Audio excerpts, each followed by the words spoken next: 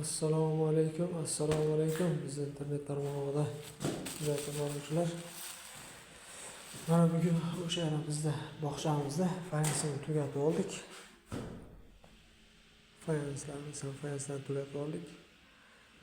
Rakvina, podon, vanna, unitaz.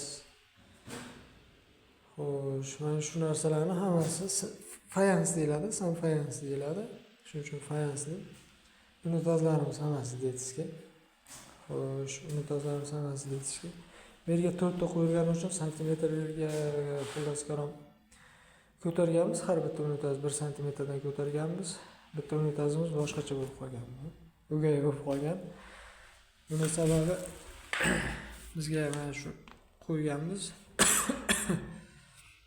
Buni nimasi VHT Premium. Jika firmasida ham bo'lardi, hozir bu Sanitada ham bor ekan. Xo'sh, buni Premium bo'ladi, uklonni ancha baland bo'lgan joylarga shunaqa unitaz qo'yiladi. Bularda nimasi mana shu kasoy. Bu yoqda bitta katta unitazimiz, kattalar uchun. Bular hammasi перегородка bo'lib, borasi videolar davomida ko'rib boramiz. Direktorimiz bilan dogovorimiz chiqsa, ishni olaversak, tugataversak, xudo xolasa, shu yerda bo'lib tursa, hammasini videolarga qo'yib boramiz. Xo'sh. Unitazlarimiz qo'yildi. Palates sushitlarimiz, mushoy podonlarimiz. Bu yerda faqat shu bolajonlarni ketini yuvish uchun mana shu podonlar qo'yilgan bu yerga.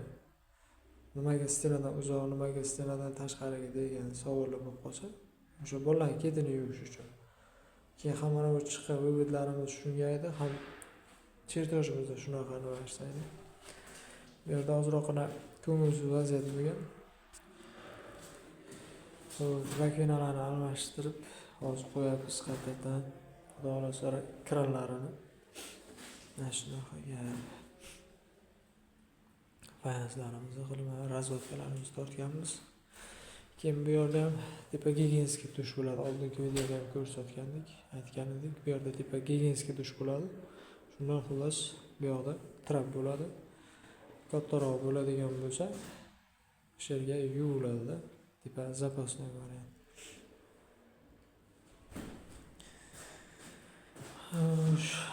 Bugungi videoda mana shu fayans haqida, mana shu ozgina qilgan ishlarimiz mana shulardan iborat.